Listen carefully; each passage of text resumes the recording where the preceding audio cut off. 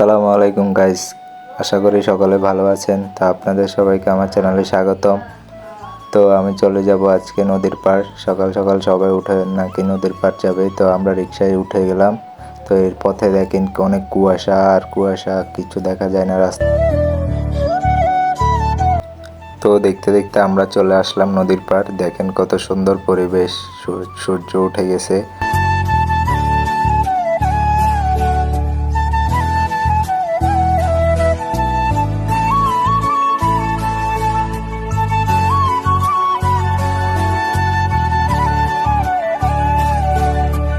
দেখুন এখানে কি সুন্দর রস তৈরি হয় সকাল সকাল।